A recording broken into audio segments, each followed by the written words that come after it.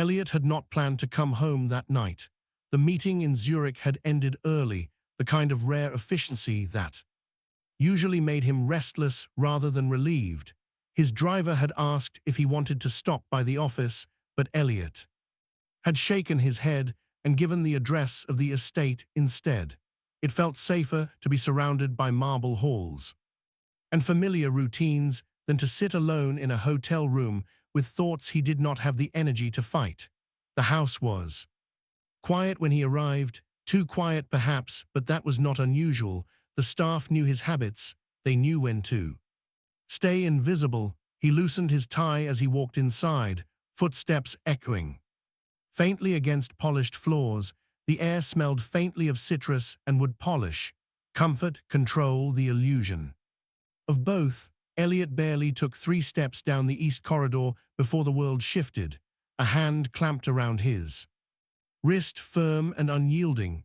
Another pressed hard against his mouth, cutting off the sharp intake of breath that would have become a shout. His back collided with something solid, and then darkness swallowed him as he was pulled sideways, the door closing with a soft but final click. The space was narrow. Fabric brushed his cheek, his shoulders struck wood. Panic surged, white and immediate, until a voice reached his ear, low and steady.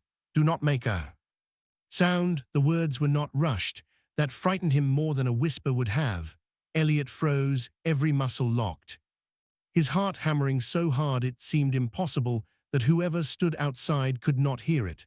The hand over his mouth remained warm, unshaking. He became acutely aware of how close the other body was, the heat of it, the controlled breathing just inches from his neck. "If they hear you," the voice continued, even quieter now, "you will not walk out of this house." Elliot knew that voice, Leon. The realization cut through the panic with unsettling clarity.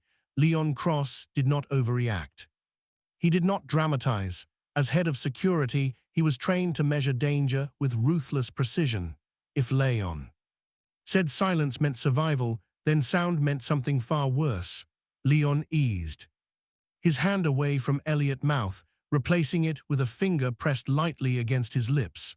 A warning, not a threat. His eyes adjusted to the dim interior and through the narrow opening between hanging coats, Elliot could see a sliver of the hallway outside. Footsteps approached. Elliot forced himself to breathe through his nose. Each inhale felt too loud.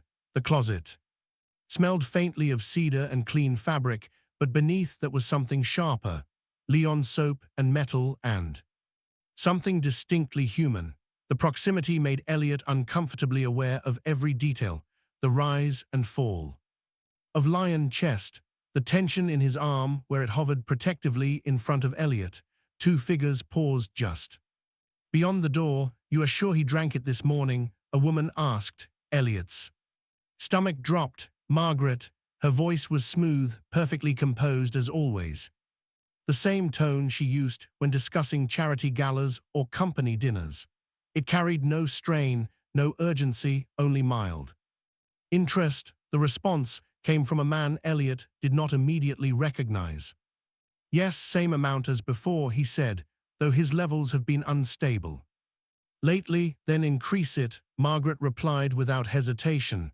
"He should not be upright this long. We do not need complications." Elliot's grip tightened on the edge of the shelf beside him. His mind raced, pulling together fragments he had dismissed for weeks.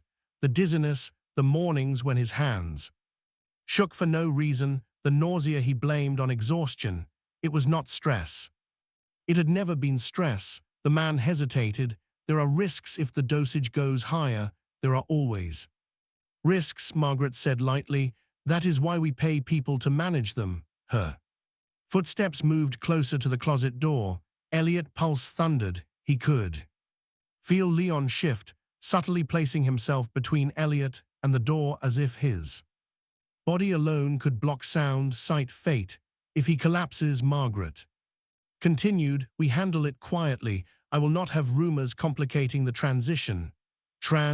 Elliot's jaw clenched. His own home, his own blood, and they were discussing his death like A delayed inconvenience. The footsteps retreated, voices faded, the corridor fell silent once more. Leon did not move immediately. He waited, counting seconds. Elliot could not hear, then slowly eased the closet door open just enough to check the hall. Only when he was certain they were alone did he turn back. Elliot realized he had been holding his breath. Leon's hand came up again, not to silence him this time, but to steady him. His fingers pressed briefly into Elliot's shoulder. Grounding real, you were not supposed to hear that, Leon said quietly. Elliot laughed once, a short, broken sound that surprised them both. That seems to be the problem, he replied. I was never supposed to notice anything at all. Leon's eyes searched his face, assessing fear, shock, anger, the beginnings of something sharper, resolve perhaps. Leon seemed to approve of that. Last one, we need to leave, Leon said. Now Elliot opened his mouth to argue, to demand answers, to assert control the way he always did. None of it came. The weight of what he had just heard pressed down on him, stealing the confidence that usually filled his spine. My phone, Elliot said weakly. Security, authorities, Leon's expression hardened. No, that single word held an edge Elliot had never heard before. You trust the wrong people, Leon continued, and tonight proved that someone close to you is very invested in keeping you quiet. Permanently, Elliot swallowed. His throat felt raw. Who else knows? Enough people, Leon answered. Too many. Leon stepped closer again, his voice dropping. Further, I have been watching patterns for months, adjustments in your schedule, changes in medical reports that never reached your desk. I could not prove anything, not until now. Elliot stared at him. You knew, I suspected, Leon corrected. That is not the same thing. Acting without certainty would have exposed you sooner. The truth settled heavy and cold in Elliot's chest. The man standing in front of him had been protecting him long before Elliot had any idea he needed it. Leon gestured toward the far end of the corridor. There is a service exit behind the west wing. Cameras are down for maintenance. Not officially, but the logs will say they are. Elliot raised an eyebrow. Despite everything, you planned this. Leon did not deny it. He simply said, I prepared. They moved quickly, footsteps muffled by carpet and intention. Elliot's senses were too sharp, every shadow feeling like a witness. He had walked these halls 1,000 times, yet tonight they felt unfamiliar, hostile. As they reached the exit, Elliot faltered. Leaving meant acknowledging the truth. Staying meant pretending safety still existed. Leon noticed the hesitation. He turned, eyes steady. If you stay, you will not get another warning. Elliot looked at him then, really looked, not as an employee, not as a uniformed presence in the background of his life, but as a man who had just risked everything to pull him into the dark and keep him breathing. Why are you doing this? Elliot asked quietly. Leon paused for a fraction of a second. The control he carried so effortlessly slipped. Something raw flickered beneath it. Because I saw the signs, he said, and because I refuse to stand by while someone decides your life is expendable. The door opened to the night. Cool air rushed in, sharp and real. Elliot stepped forward, crossing a threshold he did not yet fully understand. Behind him lay wealth, legacy, and a carefully constructed lie. Ahead waited uncertainty, danger, and the only person who had chosen him without condition. As the door closed softly behind them, Elliot realized that whatever happened next, he would never walk through that house the same way again. And somewhere deep inside, beneath the fear and the betrayal, something else stirred. Not hope, not yet, but awareness, and it changed everything. The city looked different. From the passenger seat of Leon's car, Elliot had seen skylines from helicopters, from penthouse windows, from behind tinted glass that filtered the world into something distant and manageable. Tonight, the streets pressed closer, lights blurring into long streaks as Leon drove without hurry, yet without hesitation. as if every turn had already been decided long before Elliot stepped into the vehicle. Neither of them spoke at first. Elliot sat rigid, hands clasped together in his lap, his body buzzing with delayed reaction. The shock had not faded. It had simply changed shape, sinking deeper, heavier. His heart still beat too fast, but his limbs felt strangely weak, as though strength were leaking out of him in quiet increments. Leon broke the silence only to give instructions: head down. When we stop, if anyone speaks to you, let me answer. Elliot nodded, though his vision swam slightly. The street lights doubled, then tripled before snapping back into focus. He pressed his tongue against the roof of his mouth, tasting bitterness. He had felt this before, after breakfast, after meetings, after accepting that green glass from a familiar hand and smiling like nothing was wrong. The car slowed. Leon turned into a narrow underground entrance tucked beneath an unmarked building. The gate lifted without question. Inside, concrete swallowed sound. Leon parked and cut the engine. For a moment, the silence was unbearable. Then Elliot's body betrayed him. The heat came first. Not warmth, but a creeping blaze beneath his skin. His breath shortened. His fingers trembled as he reached for the door, missing the handle twice. Leon was there instantly. Easy, Leon said, voice firm, arms steady as he guided Elliot out of the car. You are safe. Just stay upright a little longer. Elliot wanted to argue that he was not fragile, not someone who needed to be held together by another man's hands, but the strength to protest evaporated. His knees buckled instead. Leon caught him without effort. One arm braced around his back, the other gripping his forearm. Elliot became acutely aware of how close they were, chest to chest. Leon, breath brushing his temple. I have you, Leon said. You are not falling here. The words sank into Elliot's bones. The apartment Leon brought him to was nothing like the estate. No marble, no echoing space. The rooms were modest, deliberately plain, but meticulously ordered. Everything had a place, and nothing seemed excessive. The air smelled faintly of soap and something herbal, unfamiliar yet calming.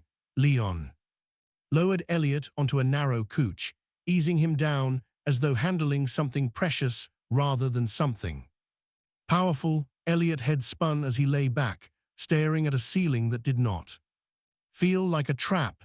Leon disappeared briefly, returning with a glass of water and a folded cloth. Drink slowly, Leon instructed. Elliot obeyed, though his hand shook enough that Leon had to steady the glass. Their fingers brushed. The contact sent an unexpected jolt through Elliot, sharp and disorienting. Not unlike the moment in the closet when breath and space had disappeared. Leon seemed to notice it too. His jaw tightened, but he did not pull away. You are running a fever, Leon said. It is not sudden. Whatever you have been given has been accumulating. Elliot closed his eyes. The room swayed gently. How long? Longer than you think, Leon replied. Not long enough to be irreversible. Pause. Then Leon added, you are lucky. Elliot let out a weak laugh. That word feels inappropriate tonight. Leon's mouth curved just barely. Luck is relative. The fever worsened as the night deepened. Elliot drifted in and out of awareness, consciousness slipping like water through his fingers. When he surfaced, he felt Leon's presence. Before he saw him, the sound of movement, the quiet efficiency of someone refusing to panic. Cool fabric pressed against his forehead. Leon's hand lingered there longer than necessary.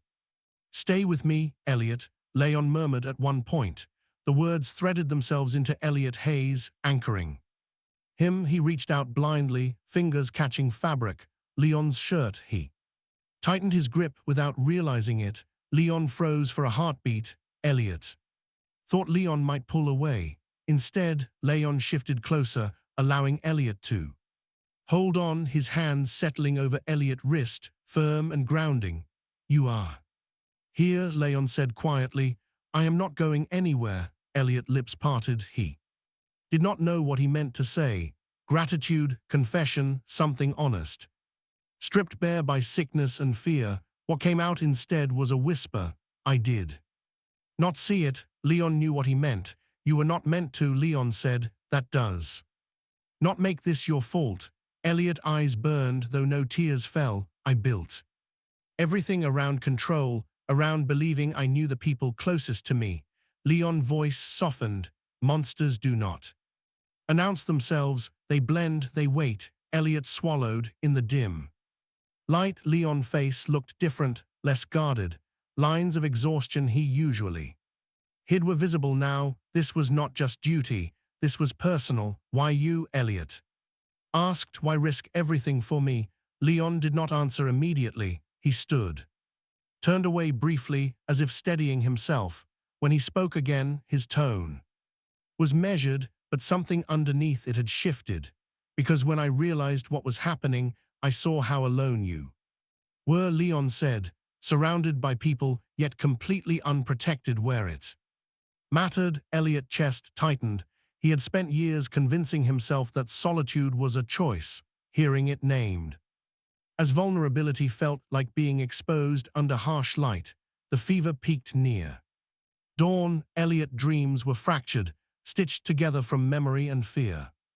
His mother's voice from childhood, Margaret's smile, Leon's hand on his shoulder anchoring him to the present. At one point, Elliot surfaced long enough to realize Leon was sitting on the floor beside the couch, back against it, close enough that Elliot could feel the warmth of him through the thin cushion. "You should rest," Elliot murmured. Leon answered without looking up. "I am." Elliot smiled faintly before slipping under again. Morning light crept in through narrow blinds, painting the room in muted gold.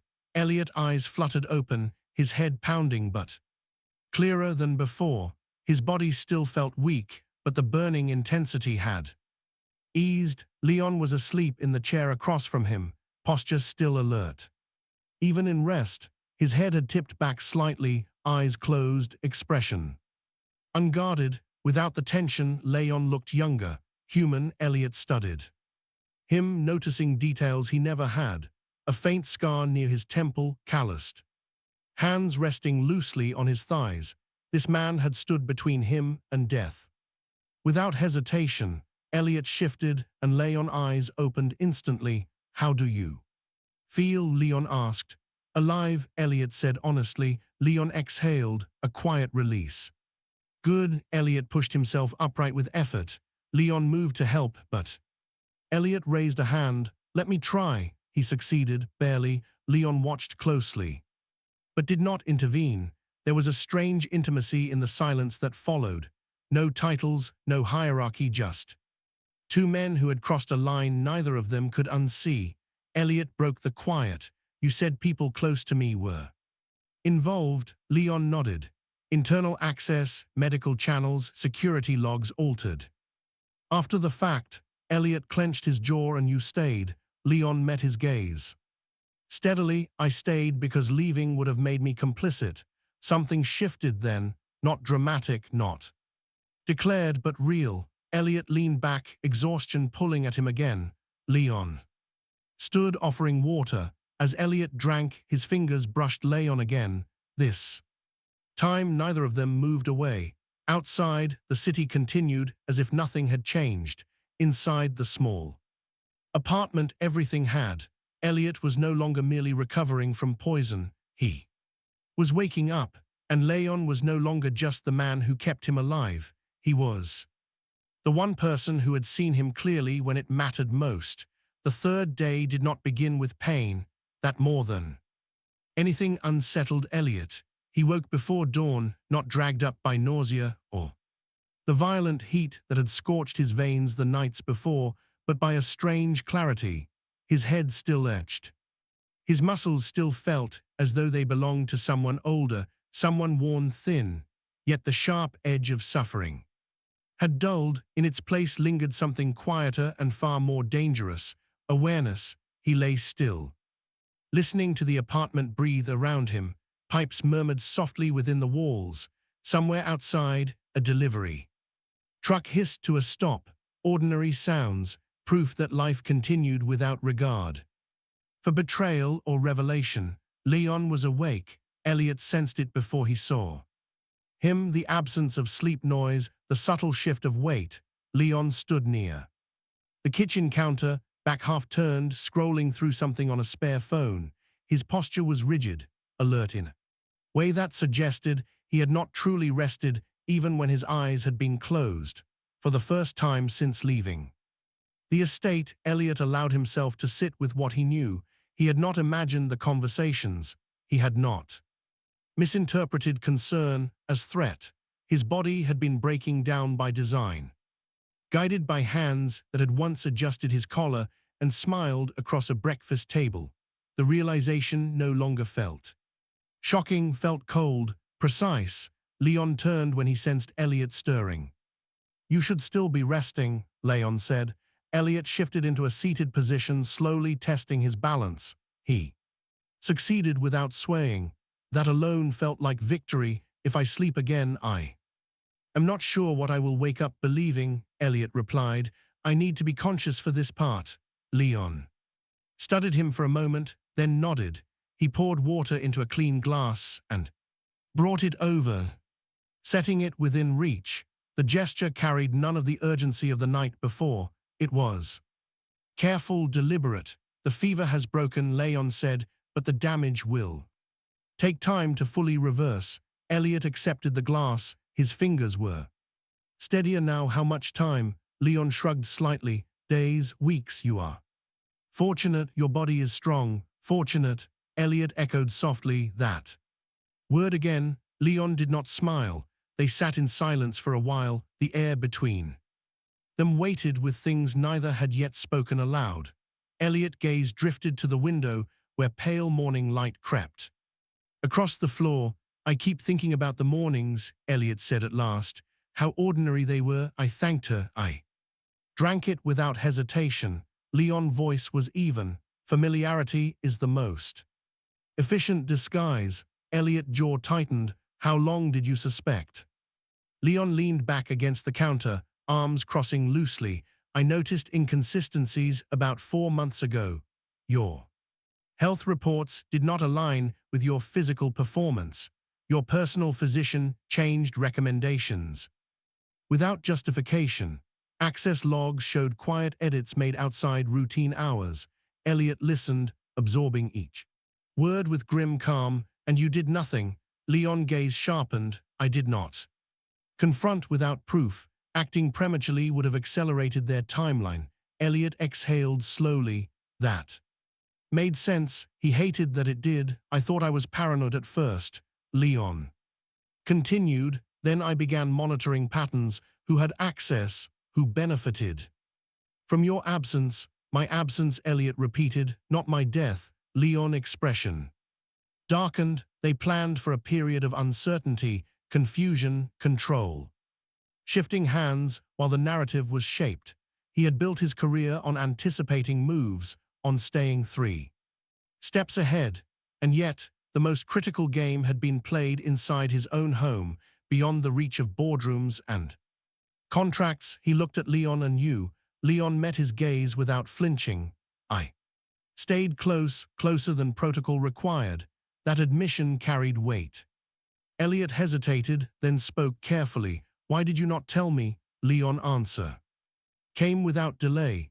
"Because you would have confronted her or cut ties suddenly, or trusted the wrong authority. You are decisive, Elliot. That is one of your strengths. In this case, it would have killed you." The truth of it strung. Elliot leaned back, staring at the ceiling. Control had always been his refuge. To realize it had become a liability felt like being stripped bare. "There is something else you should know," Leon said quietly. Elliot turned his head. Leon hesitated. A rare pause. "Internal security is compromised." "Not completely, but enough. There are eyes and ears still loyal to her, to the narrative she intends to preserve." Elliot's chest tightened. "So even now," Leon confirmed, "we cannot assume privacy beyond these walls." Elliot nodded slowly. A strange calm settled over him. Fear had burned itself out, leaving focus in its wake. I need to decide what happens next, Elliot said. Leon watched him closely. And you? Will? Elliot glanced back at the window. The city was waking. People heading to work, to routines, to lives unthreatened by hidden poison and quiet conspiracies. I have spent years shaping who I am allowed to be, Elliot said softly, who I present, what parts of myself are visible. Leon said nothing, but his attention sharpened. That strategy kept me successful, Elliot continued. It did not keep me safe. He turned to Leon fully. Now, there is something you should hear from me, not because it changes the situation, but because I refuse to carry it like another secret that can be used against me. Leon's posture shifted, alert, yet restrained. I'm attracted to men, Elliot said. The words landed without drama, stripped of apology or defiance. I have known for a long time. I chose silence because it was easier. Leon's expression did not change immediately. He simply absorbed the statement.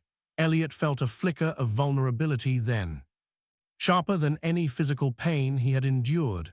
This was not fear of judgment.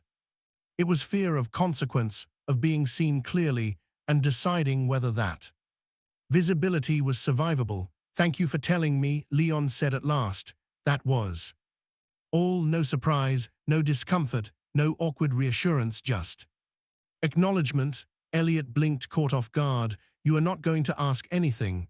Leon shook his head. You told me because you trusted me. That is enough. Something in Elliot's chest loosened. He looked down at his hands. Then back up. I am not saying this to complicate things. I need you to understand the full scope of what can be leveraged against me. Leon's eyes held his steadily. I already do. Elliot frowned slightly. Leon spoke carefully. I have seen how you deflect questions about your personal life, how certain invitations never reach you, how assumptions are allowed to stand because correcting them would cost more than silence. Elliot stared at him. You noticed? Leon nodded once. I noticed patterns. The room felt smaller then, not claustrophobic, intimate. Does it change how you see me? Elliot asked. Leon's answer came low and deliberate. No, it explains you. Elliot released a breath he had not realized he was holding. They sat in that understanding for a long moment. City sounds filtered in, distant and harmless. Leon broke the quiet. You should know something as well. Elliot lifted his gaze. Leon's jaw tightened. My loyalty is not abstract. It is not tied to your title or your wealth or what you represent to anyone else. Elliot waited. I stayed because I chose to, Leon said. And I am still here for the same reason. Elliot's pulse quickened. There was no overt declaration in Leon's voice, but the implication threaded itself through the space between them. I am not asking for anything, Leon added. Not trust without question, not affection, not gratitude. Elliot met his eyes. What are you asking for? Leon paused, then spoke simply. Honesty, when you decide your next move. Do not make it alone. Elliot nodded, agreed. A faint smile touched Leon's mouth, gone almost as quickly as it appeared.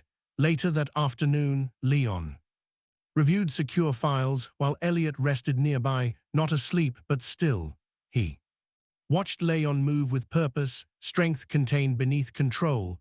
This was not a man drawn to power. This was a man drawn to responsibility. Elliot realized then that whatever lay ahead would not be faced as an isolated figure guarded by shadows. He had been poisoned slowly, quietly by those who claimed to care for him. He had been saved decisively by someone who asked for nothing in return.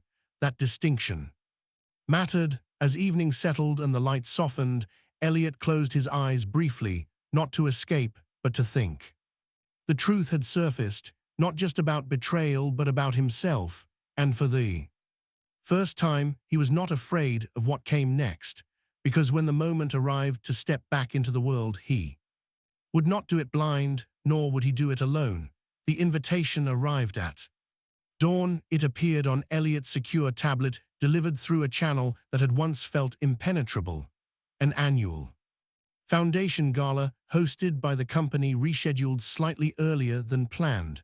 Public, high profile. Impossible to ignore without raising questions, Elliot read it twice. Leon stood behind him, arms folded, eyes already calculating outcomes. They did not need to speak immediately. The implications were obvious to both of them. They are moving faster, Leon said. At last, Elliot nodded. They think I am weakened or absent or both, Leon added. Silence settled between them, heavy but purposeful. Outside the window, the city glimmered with careless energy, people preparing for a night of polished smiles and rehearsed generosity. They will expect me there, Elliot said, or they will start controlling the story without me. Leon leaned forward, bracing his hands on the back of the chair. Peering publicly carries risk, so does hiding. Elliot replied, hiding almost killed me. Leon studied him carefully. You are not fully recovered. I am recovered enough to stand, Elliot said, and to speak. Leon's gaze sharpened. This would not be a controlled environment. Cameras. Security teams that do not answer to me. People loyal to her. Elliot turned to face him. That is why I need you with me. The words landed between them. Charged, Leon did not answer immediately. He weighed options, consequences, responsibilities. Then he nodded once. If we do this, Leon said, we do it on our terms. That evening, the city dressed itself in illusion. The venue glowed with warm light, glass and stone reflecting wealth. Like a promise, cars arrived in a steady procession, doors opening to tailored suits and glittering gowns. Laughter flowed easily, practiced and loud enough to drown out anything uncomfortable. Elliot arrived without announcement. Shift was immediate, conversations stuttered, heads turned, murmurs rippled through the crowd like a current. He looked different, thinner, perhaps sharper, less shielded by arrogance and more anchored by something quieter. Leon walked beside him, not a step behind, not as a shadow, not as a subordinate, as presence. Elliot felt it. Then the weight of visibility. Every glance seemed to measure him, searching for weakness. He straightened his shoulders, grounding himself in the steady awareness of lion proximity. Inside the main hall, the air hummed with music and anticipation. Crystal chandeliers scattered light across polished floors. Cameras flashed intermittently, testing angles. Margaret saw him from across the room. Her reaction was subtle, the way predators masked surprise. Her smile froze for a fraction of a second before smoothing back into place. She turned, murmured something to the man beside her, then began moving through the crowd with deliberate grace. Elliot watched her approach, noting details he had once overlooked. The tension beneath her elegance, the calculation behind her eyes. You look well, she said when she reached him. Her hand brushed his arm, cool and familiar. I was worried. Elliot did not step back, nor did he lean in. Concern is a performance, he said evenly. Margaret laughed lightly, always dramatic. Her gaze flicked to Leon. She frowned. Security personnel should remain discreet. Leon did not move. Elliot answered instead. Leon is exactly where he needs to be. Margaret eyes narrowed just slightly. You should not be standing for long. Your health. My health is improving, Elliot replied, especially now that I am no longer ingesting unauthorized substances. The smile fell away around them. Conversations quieted. People sensed something was happening, something sharp enough to cut through champagne and music. Margaret lowered her voice. This is not the place. This is precisely the place, Elliot said. She glanced at Leon again, irritation flashing. You have overstepped. Leon met her gaze calmly.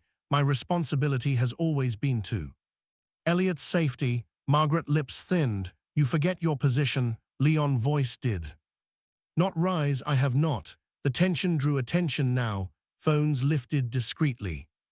Whispers grew bolder. Margaret turned back to Elliot, eyes cold. You are Confused, exhausted, you should go home. Elliot felt Leon's hand brush his wrist. Silent question, are you steady? He was. Elliot took a step forward. No, I am. Clear, Margaret inhaled sharply.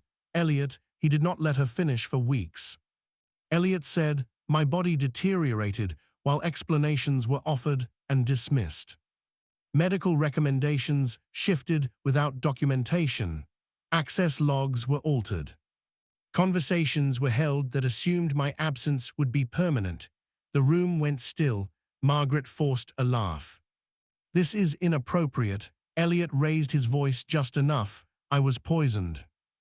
Gasp rippled through the crowd. Margaret's eyes flashed with fury. This is slander. Elliot did not look at her. He turned slightly, facing the room. I have records, test results, communications, all of which have been shared with authorities who are very interested in why my personal health became a strategic inconvenience. Movement at the edges of the hall caught Leon's attention. He shifted subtly, positioning himself closer to Elliot. Margaret stepped forward, reaching for Elliot's arm. You are embarrassing yourself. Elliot did something unexpected. He did not pull away. He reached back and took Leon's hand. The contact was unmistakable. Intentional, public. The room erupted. Margaret stared at their joined hands, horror and rage colliding in her expression. What are you doing? Elliot's grip tightened, choosing who stands beside me. Cameras flashed, voices rose. Someone called for security. They arrived seconds later, uniformed and tense. Before anyone could speak, a new group entered the hall. Federal agents, their presence cut through the chaos with chilling efficiency. Identification was displayed. Warrants were presented. Margaret's voice broke. This is outrageous. An agent stepped forward. Margaret Vale, you are being detained for questioning related to attempted homicide, financial manipulation, and obstruction of medical oversight. Her composure shattered. She looked at Elliot, disbelief warping her features. You would destroy your own family. Elliot met her gaze steadily. You already tried to destroy me. She turned to Leon, hatred blazing. This is your doing. Leon did not flinch. The truth does not belong to me. Cuffs clicked shut. The sound echoed louder than any applause. The crowd buzzed, shock and fascination colliding. Reporters surged forward, questions spilling over one another. Elliot did not move toward them. He turned instead to Lion. Leon's face was unreadable, but his hand remained firm in Elliot's grasp, not pulling away, not hiding. Are you all right? Leon asked quietly. Elliot nodded. For the first time in weeks, yes. Flashbulbs fired relentlessly. Someone shouted Elliot's name. Another demanded a statement. Elliot turned back to the crowd, his voice carrying clearly. I believed power would protect me, he said. I believed silence would keep me safe. I was wrong. The room listened. Loyalty does not come from blood or titles, Elliot continued, comes from action, from someone willing to stand beside you when disappearing would be easier. His gaze flicked to Leon, then returned forward. I am alive because of that choice. Leon felt it. Then the shift, not just in the room, in the world Elliot was reclaiming. Security moved to clear space. The agents escorted Margaret away, her protests dissolving into incoherent rage. As the noise swelled, Elliot leaned slightly toward Leon. Stay with me. Leon's answer was immediate. I am here together. They walked through the fractured glamour of the hall, past fallen illusions, past symbols of control that no longer held power. Outside, the night air was cool, sharp with freedom. Elliot paused at the threshold, taking one last look at the place where everything had cracked open. Then he stepped forward into light, into consequence, and with Leon's hands still in his, into a future that would no longer be dictated by silence. The city did not wait for Elliot to decide who he would become next. By morning, the headlines had already formed their conclusions. Betrayal, survival. Scandal, redemption. words arranged into shapes that made the story easier to digest, easier to sell. Elliot read none of them. He stood at the window of the apartment as dawn softened the skyline, watching light creep between buildings like something cautious but determined. Below, traffic resumed its steady rhythm. People moved forward because that was what life demanded. Behind him, Leon was packing, not hurriedly, not nervously, just with the quiet efficiency that defined him. Clothes folded with care, a laptop secured. Nothing unnecessary. Elliot noticed that Leon packed as if he had always known. This moment would come. You do not have to do that yet, Elliot said without turning around. Leon paused. I do. Elliot turned. You could stay, at least until things stabilize.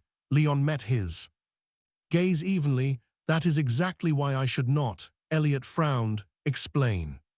Leon closed the bag and set it aside. Because if I remain in my former role, every decision I make will be questioned. Every action will be framed as obligation or leverage. What happens next needs to be clean. Elliot understood. He did not like it, but he understood. So you are leaving, Elliot said. Leon nodded. From the position, not from this. Elliot's chest tightened. Though he had not realized he was bracing himself, that distinction matters. Leon stepped closer. I am not walking away from you. I am stepping out from between you and your life. The words settled slowly. Later that morning, Elliot returned to the estate for the first time. The gates opened without resistance. The house stood exactly as he had left it, immaculate and hollow. The silence inside felt different now, not heavy with threat, but stripped of illusion. Leon walked beside him, no longer scanning corners or exits, not because danger had vanished, but because its shape had changed. Elliot moved through rooms with a new awareness. The dining table where he had shared meals with people who measured his pulse with hidden intent. The kitchen where drinks had been prepared with careful precision. The hallway where everything had shifted with a hand over his mouth and a breath stolen in darkness. He stopped outside the closet. Leon noticed. Did you want to avoid it? Elliot shook his head. No. He opened the door. The space looked smaller than he remembered. Ordinary, harmless, and yet it had been the place where his life had divided into before and after. I thought power lived in rooms like this, Elliot said quietly. In how many doors you control, how many people answer when you speak. Leon leaned against the wall listening. But it turns out power is simpler, Elliot continued. It is choosing not to disappear when someone wants you gone. Leon's eyes softened. That is a hard lesson to survive. They left the estate before noon. Elliot did not take cars or staff or ceremony. He took what mattered: documents, a few personal items. The rest could remain as evidence of a life that no longer fit him. They drove through the city without destination. At first, silence filled the space between them, not awkward, not strained, thoughtful. Eventually, Elliot spoke. I have been asked to make a statement. Leon glanced at him. Will you? Yes, Elliot said, but not today. Leon nodded. Good. They stopped at a quiet cafe tucked between narrow streets.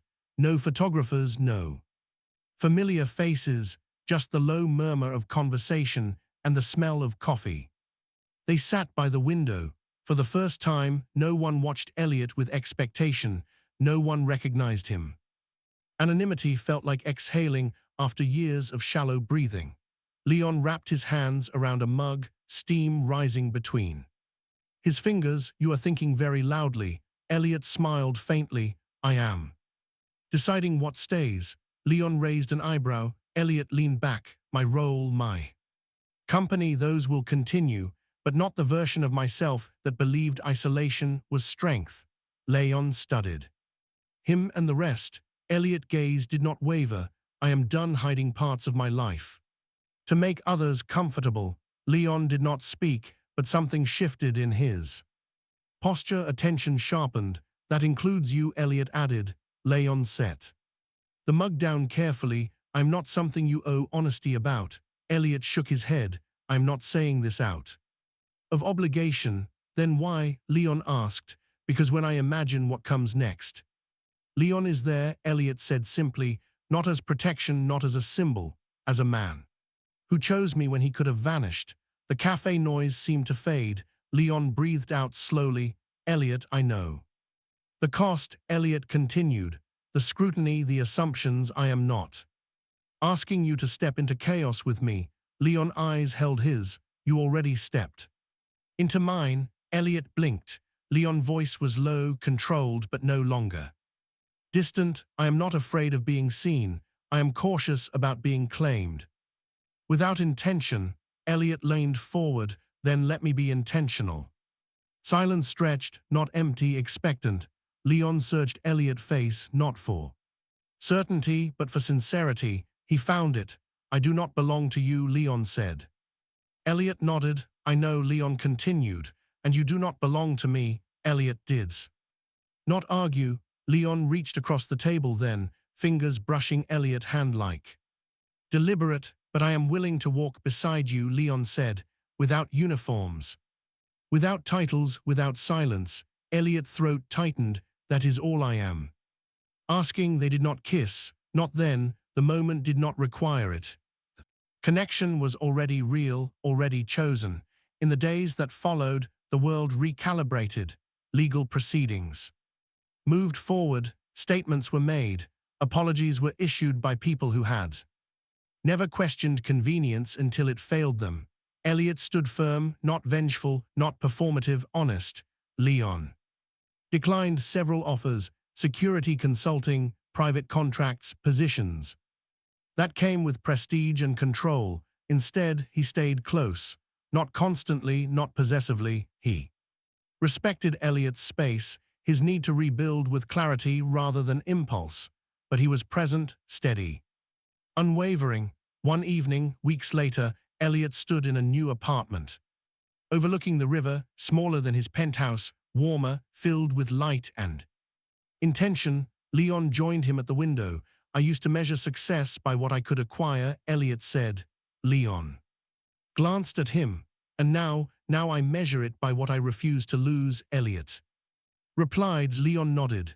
Elliot turned to him. You are quiet. Leon smiled faintly. I am listening. Elliot hesitated, then spoke. Stay. Leon did not ask where or how long. He answered simply, I am already here. This time when Elliot reached for him, Leon did not pause. The kiss was unhurried, grounded, not fueled by fear or survival, but by choice. It tasted of relief and something steady, enough to last. Outside, the city lights reflected on the water, fractured and beautiful. Elliot rested his forehead against Leon's shoulder, breathing him in. For the first time, nothing was chasing him. He had survived betrayal. He had shed silence. He had chosen truth, and in doing so he had found something wealth had never offered him, a life that did not require him to disappear, and a man who stayed because he wanted to. The world would remember the scandal, the arrest, the spectacle. Elliot remembered something quieter, a hand pulling him into darkness, a voice choosing truth over safety, a presence that stayed when leaving would have been easier. Power had nearly killed him. Silence had almost erased him. What saved him was choice, not the kind written into contracts or headlines, but the kind made in seconds in shadows with no audience watching. In the end, Elliot did not rebuild his life around fear or control. He rebuilt it around honesty. And the man who never asked him to disappear, to be loved.